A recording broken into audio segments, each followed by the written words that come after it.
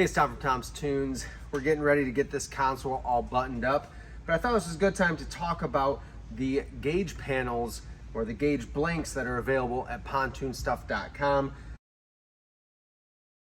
I started with just this carbon fiber piece. You can order those from PontoonStuff.com with your console, or you can call or email and you can order just the gauge blank with no gauges. I'm going to show you how I go about setting this up.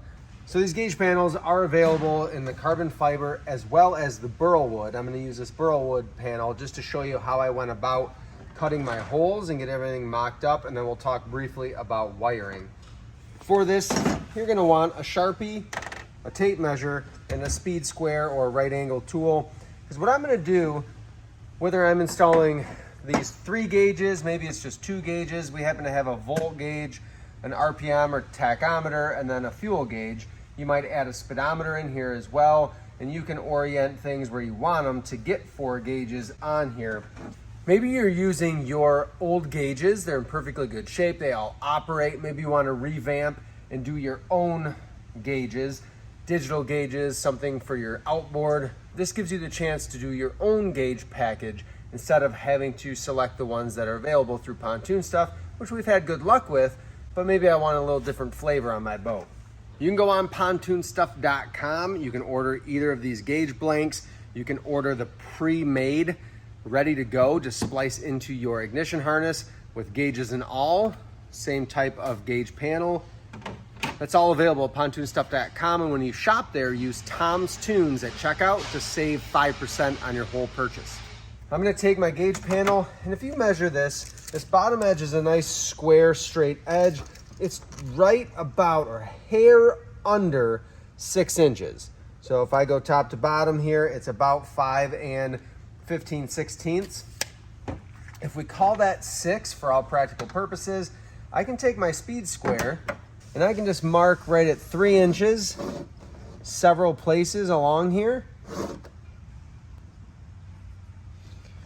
And then I can connect my dots, and we'll just make a line right at 3 inches.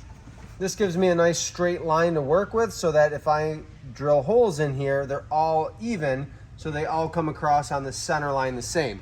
If you want to stagger them, you could do a second line and you could drop the smaller gauges down a little bit, offset them. If you're doing multiple 3-inch gauges or bigger gauges, you could put those in different places. We can do a whole bunch of things, but this is how I go about this. If we look at these holes for mounting, they're right about 4.5 inches if we go to the outside of the hole and outside of the hole. So then I can go at 2 1/4, make a mark, and that's going to be centered on these 2 holes. And if I'm going to go with how I did my 2-inch gauges, I can do the same thing on this other set of holes. Line up on the outside edge of the holes. It's 4.5 inches. Make a mark at 2 1/4, and we'll do it on this side as well. I can take my speed square now, line up with the mark I made, and that's going to give me a nice even distribution of those gauges in relation to your hardware that's going to go through. When I've done this, all I'm going to do here, you can pilot, drill a smaller hole just right on center, and then take a hole saw. Big thing to remember is that your smaller gauges are going to be a 2-inch gauge. So I'm going to take a 2-inch hole saw. 2-inch hole saw. You like to put this face down on cardboard or something soft that's clean, not going to scratch my gauge blank all up.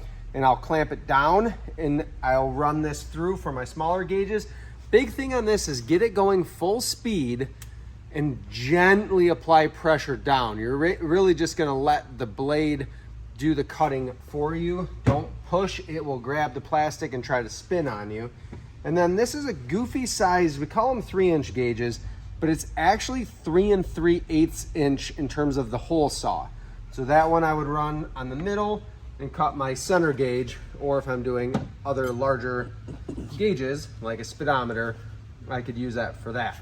When you get your gauges installed, there's a lot of information out there. We've got a few videos on our YouTube channel for wiring, but in general, we're going to have our tachometer in the middle, purple wires are going to be key on power. They're providing 12 volts to the gauges. So you'll see that power jump across to the different gauges. Black wire coming from our ignition harness is going to be a ground. And you're going to see that jump and create a ground across on all my gauges. And the gray wire is a tachometer sending wire that gives me my RPM signal from the motor. The other wires you're going to see on here are blue, and that's typically going to be your backlights. So they're already grounded. The blue is just going to share power from our key-on power to give you backlights when you turn on your ignition. You could also wire that into your navigation lights to provide power when you turn your navigation lights on to the backlights of the gauges. The last wires you'll see on this gauge are a fuel sending wire here, this little red wire, and a ground. Those are coming from the fuel tank. Maybe your gauge cluster looks a little different. That's okay. You could do speedometer. You can omit the speedometer because we all have GPS on our phones these days. Maybe you don't have a fuel tank that gives you that option for a gauge. You could do a depth finder on here, all sorts of stuff. That's up to you, and that's what's cool about these gauge blanks is you can make them work for however you want your boat to look, style-wise and application-wise. Thanks for watching.